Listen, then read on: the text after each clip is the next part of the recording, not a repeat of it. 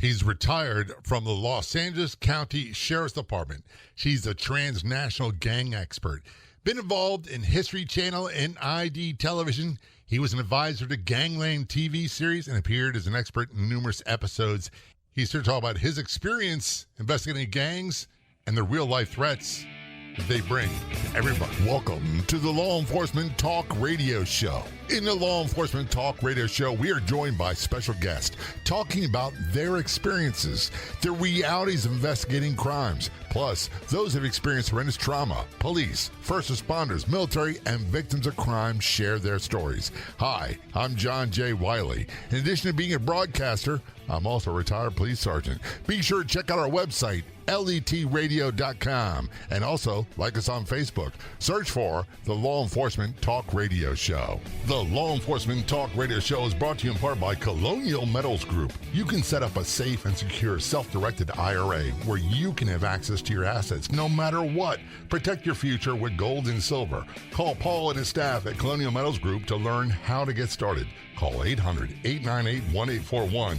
800-898-1841. That's 800-898-1841, or go online to colonialmetalsgroup.com/LET Radio. Calling us from Arizona, we have retired L.A.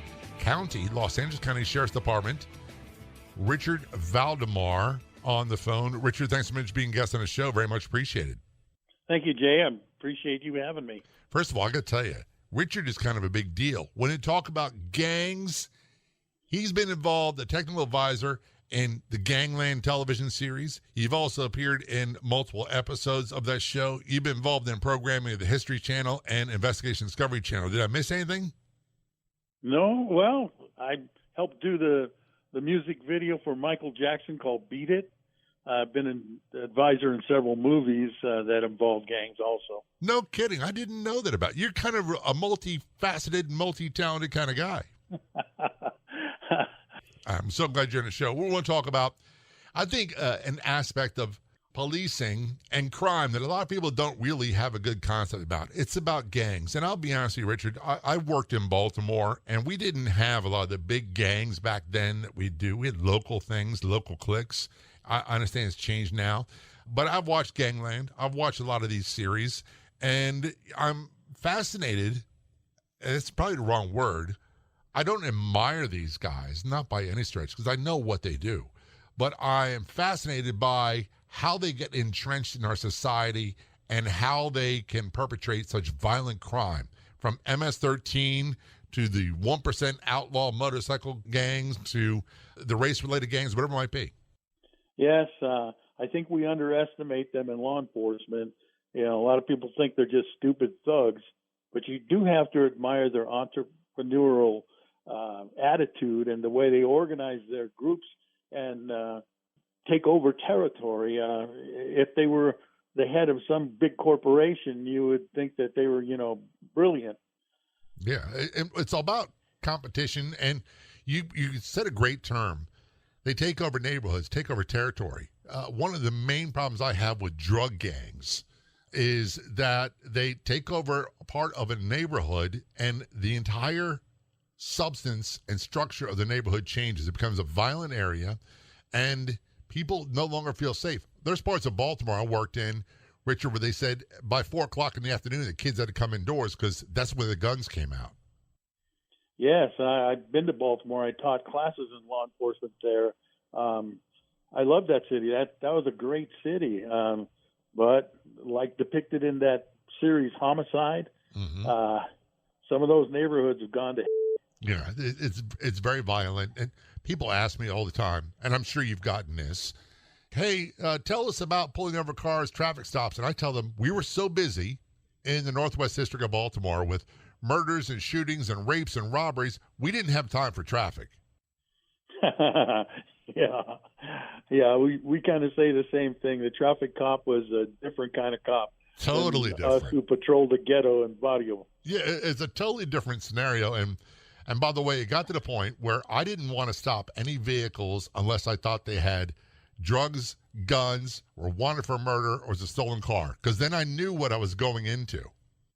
Absolutely. It's the felony stop that that you're looking for. It's the one that makes the most impact and makes it safer in that community, rather than a guy who was a busted taillight. Well, you did what? How many years in L.A. County? I did 33 years and then another 10 with the Arizona Gang Task Force, where I live now. So are you retired now? No, well, I'm still I still advise, testify in cases, and work with various law enforcement training groups. When you started your law enforcement career, did you think you'd be going into the gang aspect, or was it something you kind of fell into? That's kind of a funny story. I grew up in the fine city of Compton, California, and some people say, well, Compton wasn't so bad then. Well, guess what? It was very bad. I grew up in Willowbrook, which is the worst. That's like saying you're from Harlem. Okay, so I grew up in Willowbrook area of Compton, and my neighborhood was full of drugs and gangs. I went to Ralph J. Bunch Junior High School, which was right in the middle, right next to the projects. So first thing I learned to do was fight. And, the gangs tend to stay within their own race. So if you're Hispanic in a black neighborhood, guess what? You're going to fight. So that's the way I grew up.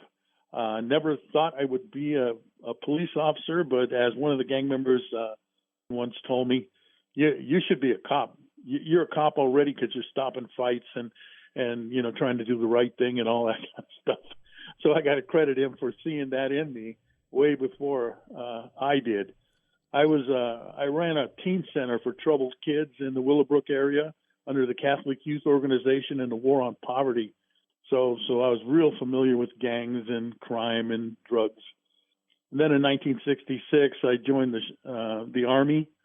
And it's the Army that actually put me through a bunch of tests and decided that I should be an MP. And they sent me to the MP Academy in Fort Gordon, Georgia.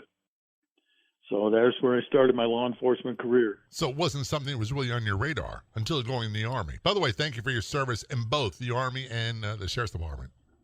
Thank you. Yeah, I did experience in 65, the year I graduated from high school, the Watts riots.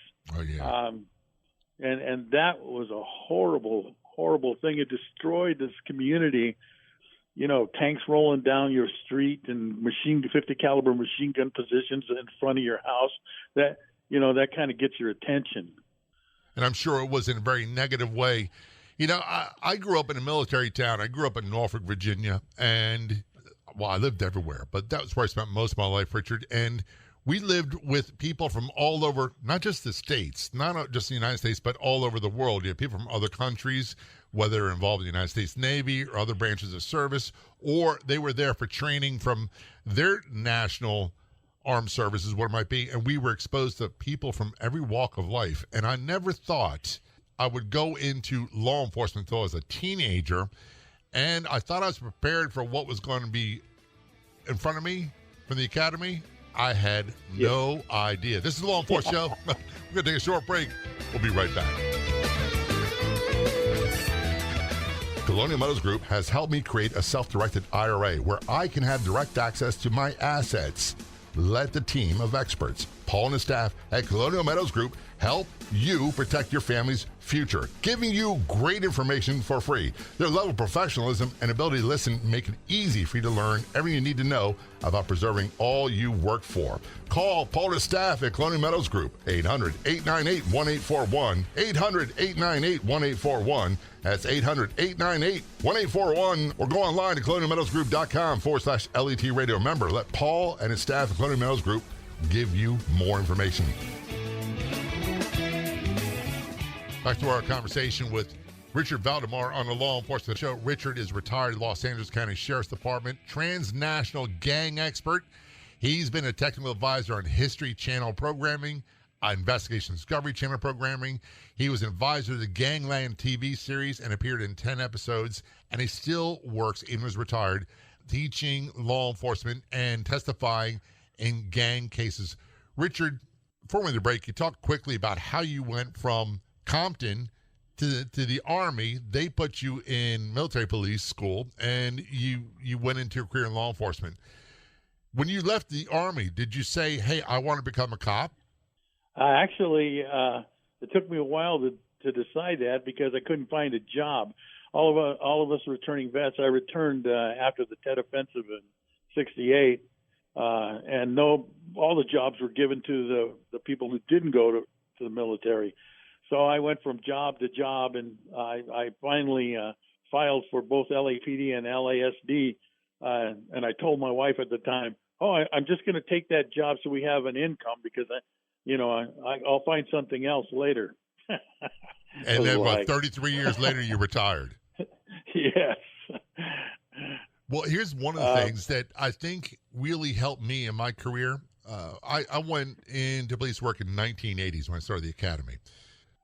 A lot of the people that I was trained by on the streets were Vietnam War combat veterans, and also we had a few commanders, captains and above, that were Korean War veterans, and they were phenomenal police. They were really good, Richard, about what we now call community policing. We just called regular everyday policing back then. It was about respect everybody, treat everyone with respect, especially in their household, in front of their friends, until they change the tone of the conversation. There's no backing down.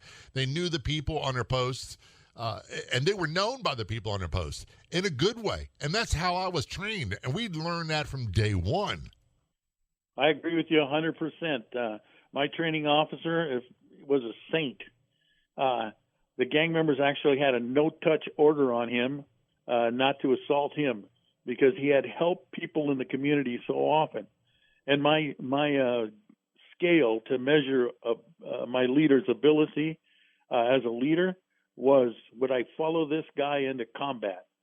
And I had guys lieutenants and captains that I would have followed into because they were such good people, leaders of men. Yeah. And that's an aspect, I think, of policing I hear from a lot of people that has changed. And I don't know from experience, so I don't want to speculate, but I can't go with the idea that every millennial that has served in the military, whether it be Afghanistan, Iraq, whatever it's in policing now, is no leadership. I just can't buy that. I just don't think they've changed that much. I agree with you.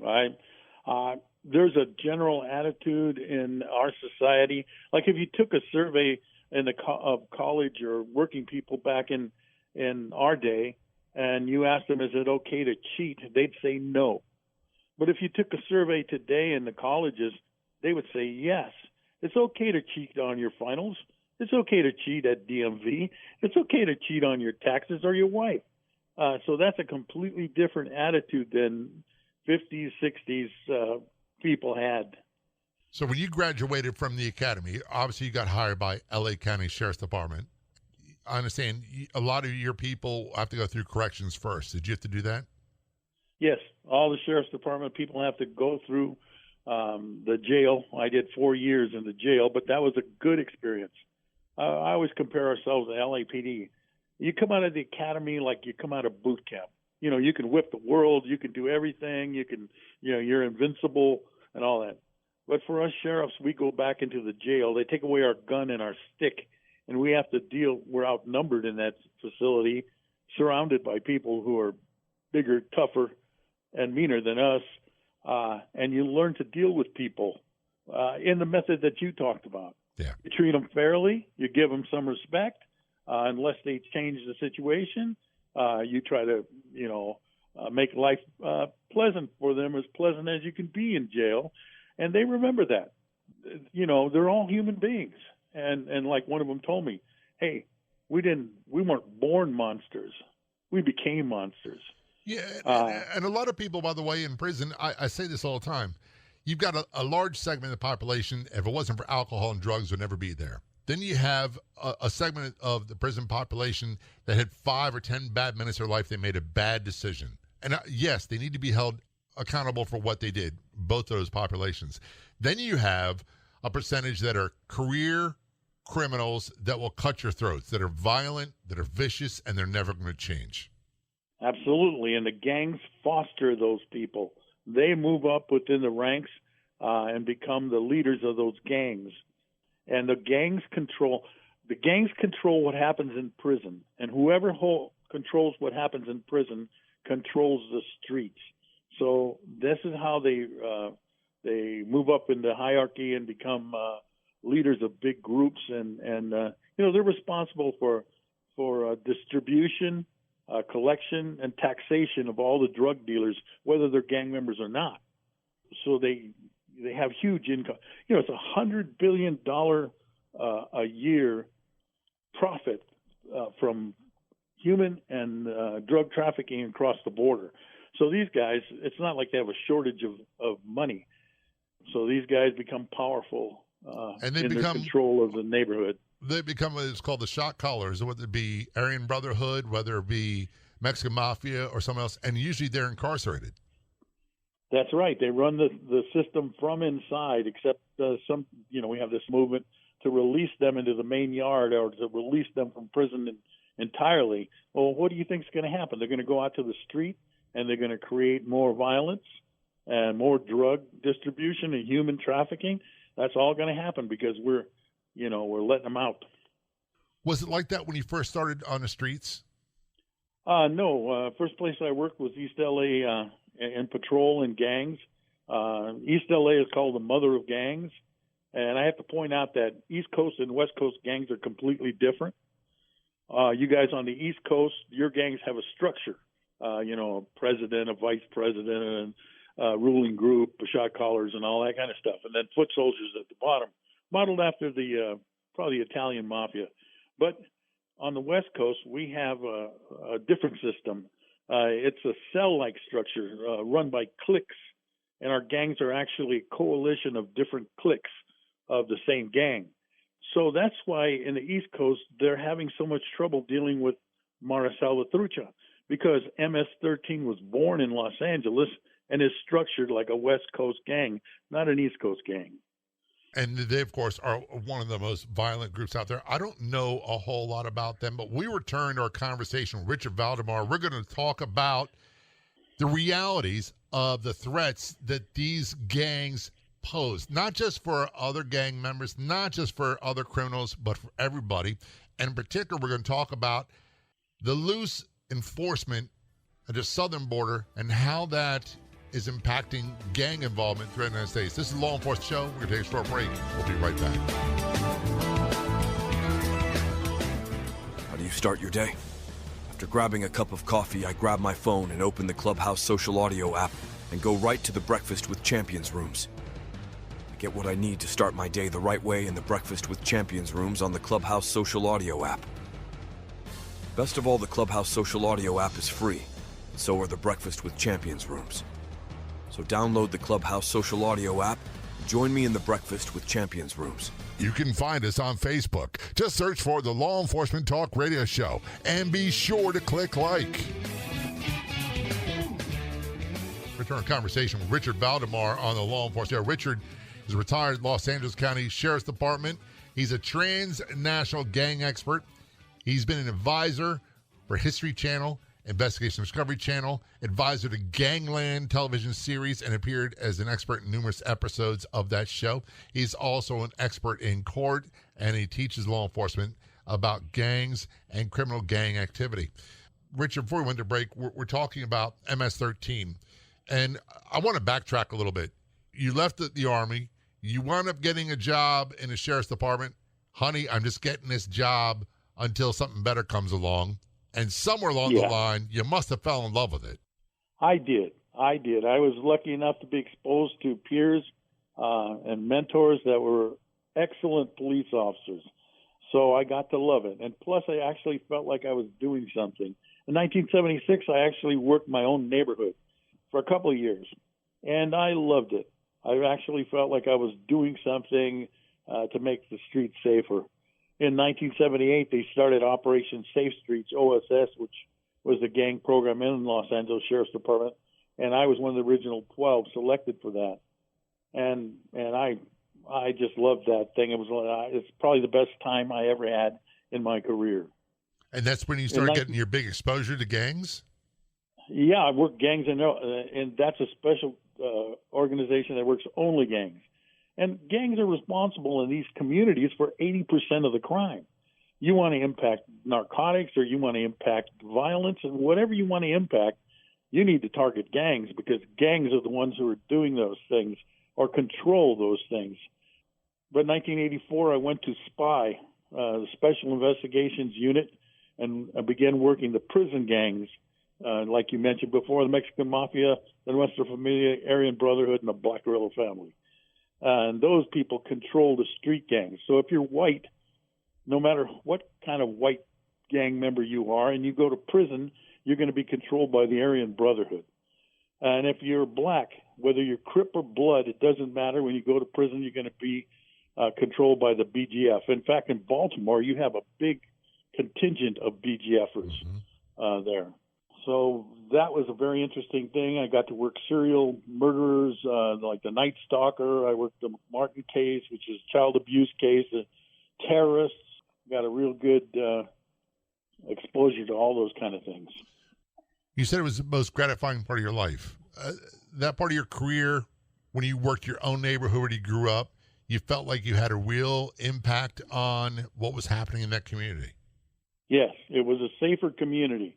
And let me tell you, since I retired, I run into people that I've arrested or people that I worked as a police officer. And it's not a hostile situation. Exactly. They come over and shake my hand. Yeah. So Mexican Mafia actually asked me to testify in one of their cases, and I couldn't believe it. They said, well, we don't want you to say whether we're innocent or guilty. We just want you to say the history of how the Mexican Mafia came to be. And that's what I did. And a lot of those groups, by the way, they started off with admirable reasons and admirable ideology. That's right. They believe in the cause that they have to protect their people who are being abused, they feel, in their community or in the prison system. And so they start out with all the good intentions of an idealist, but then they soon, when you form a group that's made up of liars, thieves, and murderers, it's going to have problems. It's going to turn on you. I don't have a lot of history knowledge of Los Angeles. I believe a big turning point when it came to gangs was back after World War II, the Zoot Suit riots, and things started changing dramatically across the spectrum there. Am I correct, or was it later? Actually, earlier. Our first gangs were 1909, the Alpine Street Gang, 1911, the White Fence Gang, 1929, the Temple Street Gang. These are all Hispanic gangs that operated in Los Angeles in those early days. And I have a different outlook than you might see depicted on programs about the Zoot Suit riots. At the time the war was going on, all the able-bodied men were enlisted in the military, including my 8 uncles and my father. And if they would have been present during the Zoot Suit riots, they would have been on the side of the sailors and soldiers against the Pachucos, because the Pachucos ran the neighborhoods because we had a weak police force that was corrupt, and they controlled everything, rationing food and rubber and all that kind of stuff, and they controlled the nightclubs and the drinking and the bars, and they were just criminals. My grandmother used to call them marihuanos, desgraciados, gang members, who were criminals, basically. Yeah. But that's not what's the... It's portrayed a totally different way, and I get what you're saying. Being a retired cop myself, I have a lot of animosity towards the early cops and the early 1900s. And when I see news reports about a cop doing something that's so horrific, that's so out of line, it's brutal or corrupt or whatever it might be, you know what? I get angry at them too. And so when I see things like that, it really, really irks me. I mean, to a huge degree. Do you get the same impact?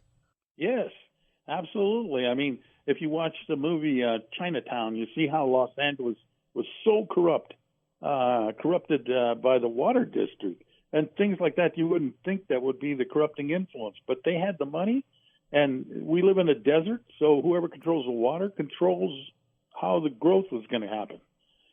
But if it's not that, it's bootleg whiskey or drugs or whatever. But these gangs take control of those situations and corrupt the police, and that's what's happening today. One of the things, when you look back at our history, and I used to hate this phrase, those who don't know their history are doomed to repeat it. And I think a lot of people are forgetful. And one of the things I hear quite often, Richard, is that it's so much worse for police nowadays. And granted, on its face, it would seem like that. I think with social media, with the cable news networks, you're going to see the horrible things over and over and over again. But back in the 60s, 70s, and 80s and 90s, it was extremely violent, and we had a lot more police killed and a lot more seriously injured and maimed. That's right. The 80s and 90s were the most violent time during in Los Angeles on the streets, because we had the crack epidemic, we had the birth of these radical groups, anti-American groups, the Black Panthers, the Weathermen, all these groups formed, and they all hated the cops. And so we saw that. But the cops have it harder now, not because of their abilities or the crime that's going on, but because we're being handcuffed by our government and these groups that advocate for prisoners. They're all tying us up, and we can't do what we need to do. It's like in Tombstone, when the bad guys ran Tombstone, they called in Wyatt Earp and Doc Holliday and Bat Masterson to clean it up.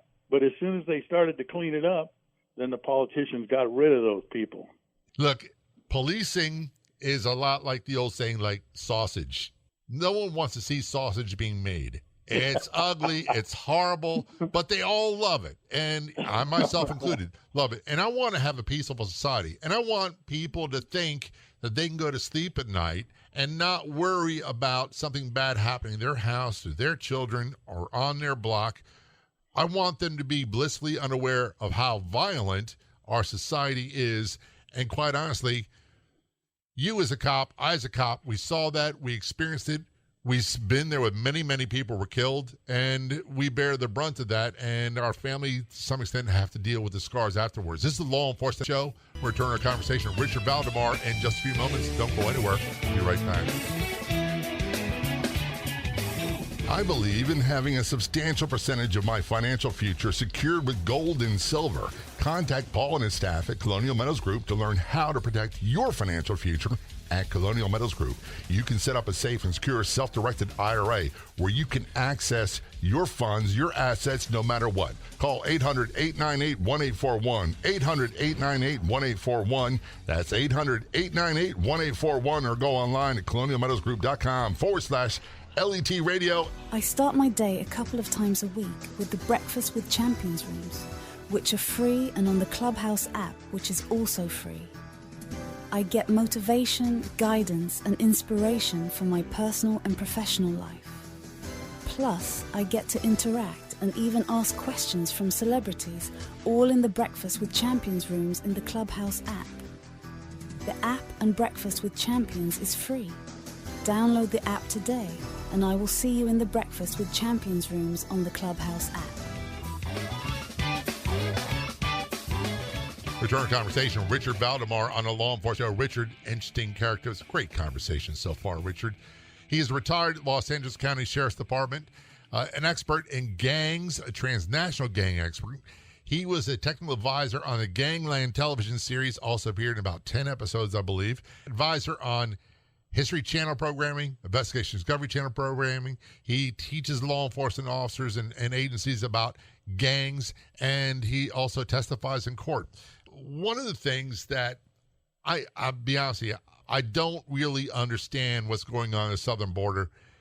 I hear what the news tells me, and it doesn't matter whether it be one news channel or another channel. They have their own spin on it. One of the things I know from many guests is what happens on the southern border is directly controlled by the cartels in that area. It would be human smuggling, trafficking, narcotics, you name it. Am I wrong? No, you're not. And it's more than just the area. When the cartels infiltrate our country, they're in every major city. There's not a major city that's not infected by this cancer of these cartels. You may not see it. I mean, I remember I taught a class in a small town in Virginia, and they said they didn't have cartels. So we looked for the nearest Mexican restaurant. We went inside the restaurant, and first of all, it was painted all blue and white which are the colors traditional for the Mara Salvatrucha gang, MS-13. We go inside, and the dress for the cartel members was on sale there in the restaurant, which includes alligator shoes and boots and the fancy shirts and mostly the belts, the heavily stitched belts, and then all the narco saints were depicted along the wall. Hey, guess what, buddy? You got cartel. Yeah, and that's a small town of Virginia. And you said narco saints. I saw that in a television series. It might have been Narcos or one of those. And they talk about, that's a narcotic saint. And I'm thinking, man, I grew up Catholic. We didn't have saints like that. I don't know of a narco saint, but that's a thing, isn't it? Yes, and there's two types. There's the traditional Catholic saints, which they have perverted for their own use, like St. Jude, the worker of the apostle, St. Ramon for silence. But they also have their occult saints like Jesus Malverde. In the 80s, that's where we first saw Jesus Malverde's shrines inside the gang and narco groups' homes. Elaborate shrines. And then there's Santeria from your section of the United States. People from Puerto Rico, Haiti, and that area bringing their voodoo and the seven powers of Africa and that kind of thing into the Los Angeles drug trade. So we had all those things going on. The Marielitos were the ones who brought most of that over from Cuba. But there's a mixture now of all those things mixed together, and the worship of a saint they call Santa Muerte, Holy Death, who is a woman depicted sometimes in a wedding gown, who's also the Grim Reaper. And they worship her. They tattoo their bodies with her. So when we talk about the influence of the cartels, we not only are talking about the $100 billion profits they get from human trafficking and drug trafficking, but 60% of their money goes to bribery. 60%. That's a lot of money for bribery. It's not bribing the cop on the street. It's not a $50, bill. We're talking about thousands, maybe even millions influencing our politics. And what do we have if we can't trust our police or our courts or the justice system? We have Mexico. That's how they did it in Mexico, and that's what they're doing here. And by the way, when someone starts forming an idea in their head that, by the way, we're not comfortable talking about race. I'm of Irish descent. We had our time with Irish mobs in New York. The Jewish people had Jewish mobs. There were gangs of every ethnic group, every race. It walks across every social spectrum boundary we can think of. I don't want anyone to think this is just, it's a Mexican thing. Everybody has some blame that they need to share when it comes to this. Amen to that, brother. And when we talk about gangs, who do gangs kill? Who do gangs victimize? 90%, more than 90%, kill within their own race. So blacks victimize blacks, whites victimize whites, and Hispanics victimize Hispanics.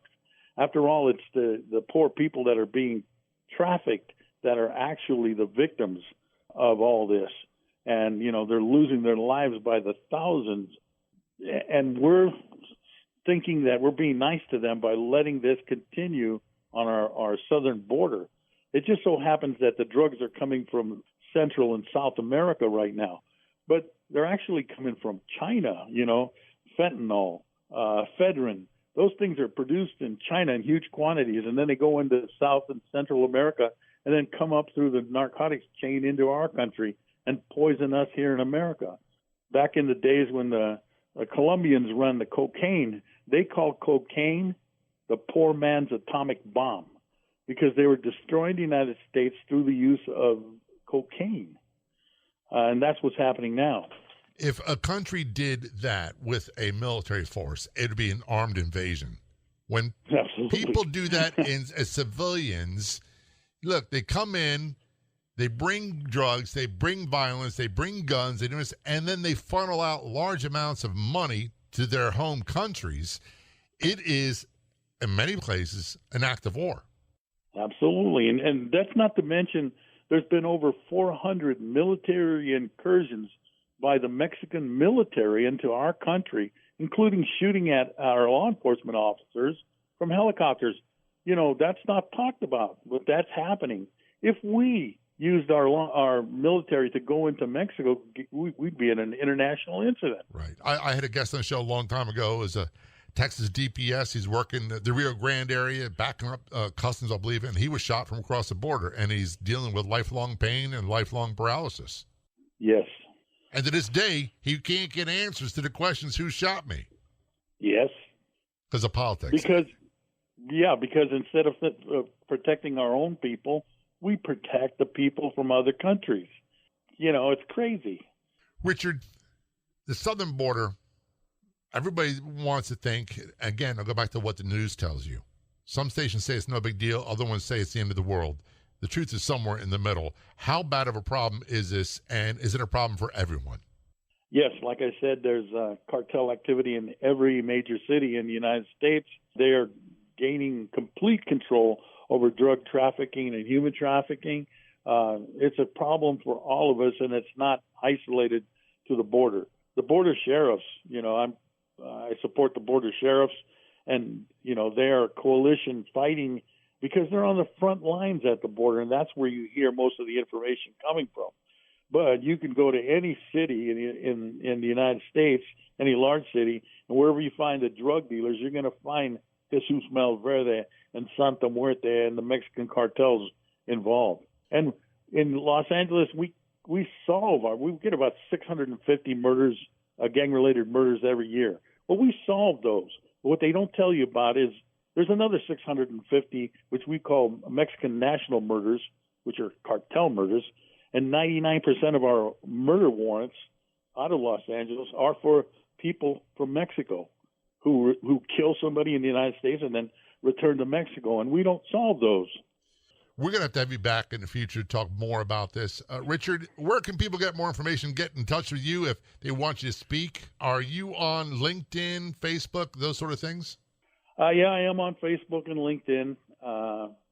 Just search for Richard Valdemar, Valdemar. Richard, thanks so much for being a guest on the show.